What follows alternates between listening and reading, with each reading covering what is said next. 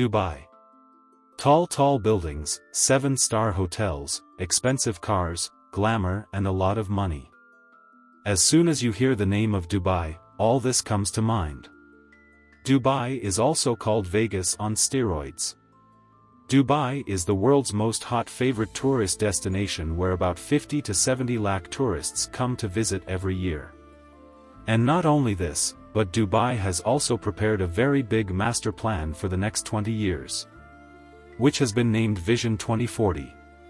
But will this plan be able to be fulfilled? Will Dubai always grow like this?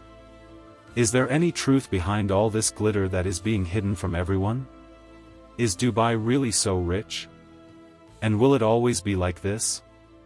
Welcome to Mr. Dar's video once again. Viewers, Dubai is very different from all other countries in the Middle East. According to Dubai's official website, only 1% of Dubai's GDP comes from oil while the remaining 95% comes from tourism, sea trade and finance. But is it really so? Is Dubai not dependent on oil? And there is no hand of oil behind all this development of Dubai? According to businessmen, this claim of Dubai is a bit misleading. But how? Let's go back 200 years ago, when in 1822, Dubai was a small fishing village with a population of 700 to 800 people. The whole village was under the control of the city, which is now called Abu Dhabi. In 1833, a tribe called Albu Falaser rebelled against Abu Dhabi, and liberated Dubai from Abu Dhabi. Two people were leading this whole movement, Ubayd bin Said and Maktoum bin Budi. And after this freedom, they became the owners of Dubai. Only 3 years later, Ubayd bin Said died and Maktoum bin Budi became the ruler of Dubai, and to this day, the government of this family is in Dubai. Dubai had gained independence from Abu Dhabi, but its conditions were not particularly good. Economically, Dubai was very weak and was barely surviving through fishing. Anyway, in 1892, Britain took responsibility for Dubai's security and Dubai began to focus on its economy. In 1901, Dubai built the first free seaport in the Middle East where there was no tax or import duty. After this policy, Dubai's port became famous in the Persian Gulf and Asia. By 1906, up to 70,000 tons of cargo started going from this port. But despite so much trade, Dubai's conditions were not getting much better, and the reason for this was the tax-free policy, due to which Dubai was not getting any special revenue. Then in 1908, a very big storm came in which many hundred ships were destroyed and many people were killed. These dead were all those fishermen who played a very big role in running Dubai's economy.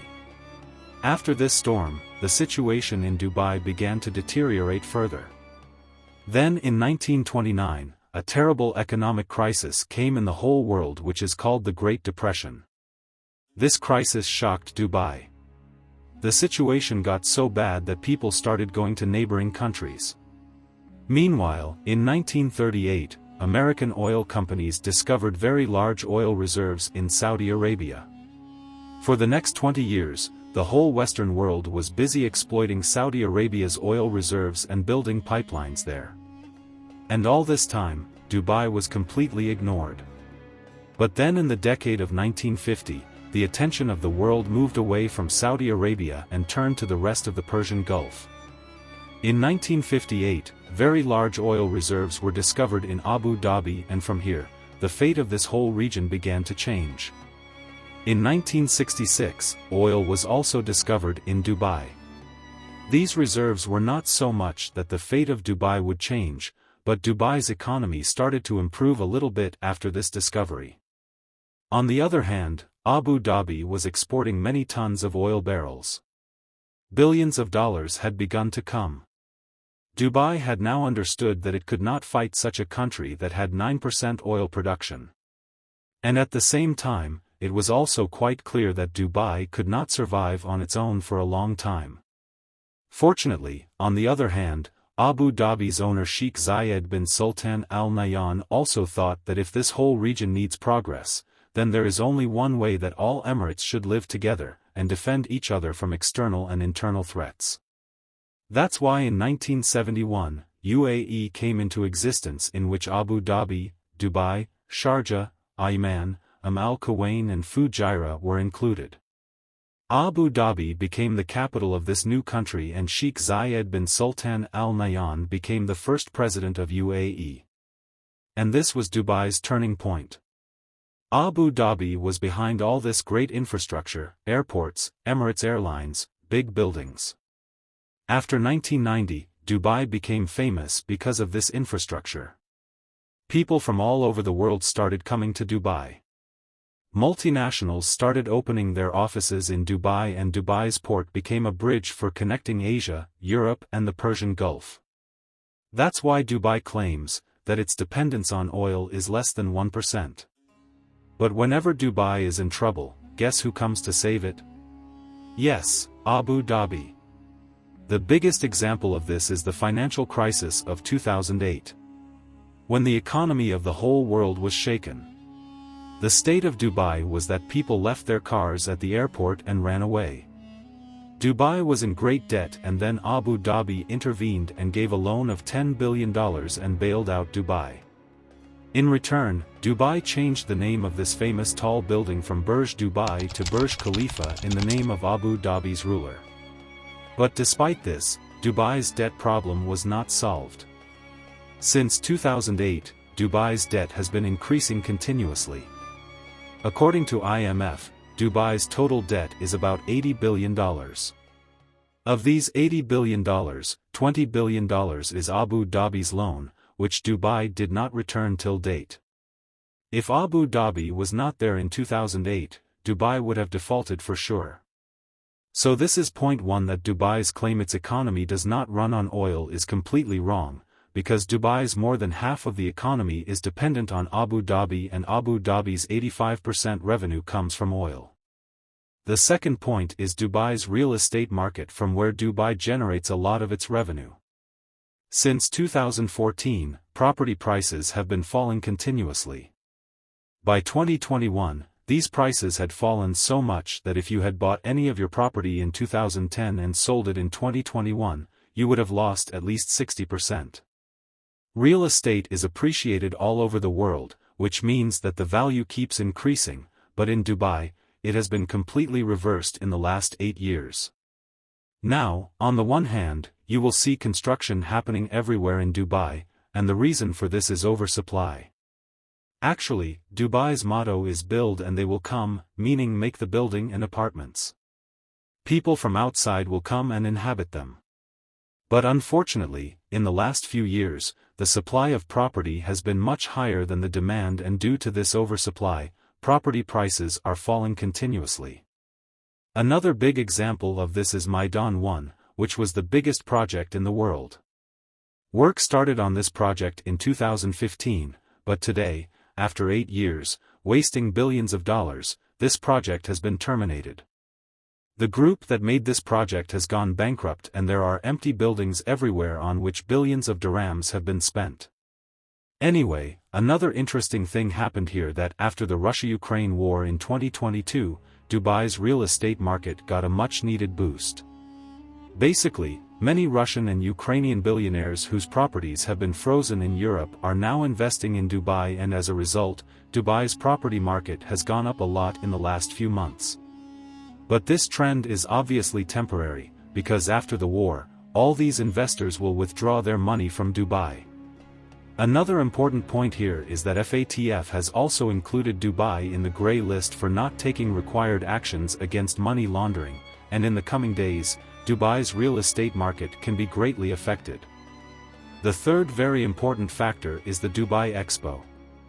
Instead of 2020 due to COVID, this expo was held in 2021 and all experts call it a billion-dollar failure.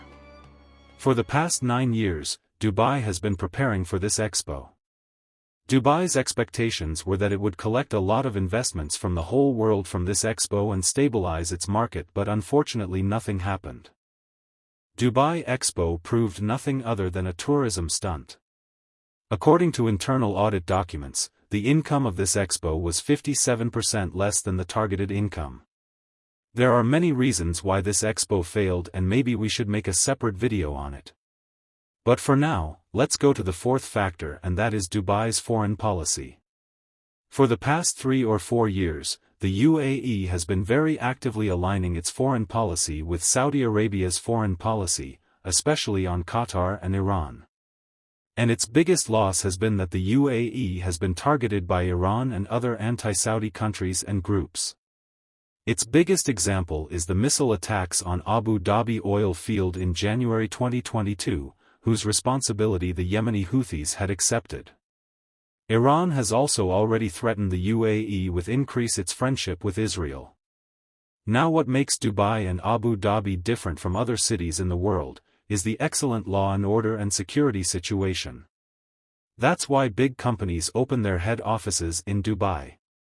But after this threat, even one missile attack on Dubai, then all investors and business confidence will shudder, and this will also have a big impact on Dubai's tourism, which is the backbone of its economy. The fifth and last factor is the source of revenue. Now Dubai is one of the few countries in the world where there is 0% income tax. That means whatever you earn, you don't have to pay any tax to the government. In all the top economies of the world and the richest countries, there is income tax, and with the money from this tax, the government spends money on welfare and infrastructure. The absence of income tax, where it is a very big attraction, is also a big problem for Dubai. That how long will it take this policy, because Dubai needs a source of income. A few months ago, there were rumors that Dubai is introducing income tax in 2023, but nothing has been finalized yet. Looking at these 5 factors, one thing is for sure, that Dubai's future is dependent on Abu Dhabi, whether it is global oil demand or UAE's foreign policy, which is decided by Abu Dhabi. On the other hand, Dubai needs to develop income sources in addition to tourism. Construction needs to be regulated so that the supply of property does not exceed demand, and as a result, the property prices will remain stable. 90% of Dubai's population are immigrants. These are the people who have played their role in bringing Dubai here, but no Gulf country has given nationality to foreigners, and therefore no expat keeps himself connected to the UAE for a long time. For those who have spent so many years of their life here, nationality should be mandatory. Anyway, despite all this, the way this city has been built in this desert is an example in itself. You will not find a city like Dubai in the whole world. But how long does this glow last? Only time will tell. What do you think about Dubai's future? Do let us know in the comments below. These are all the sources from which we have consulted for this video. If you like this video, then make sure to like and subscribe to the channel. See you in the next video.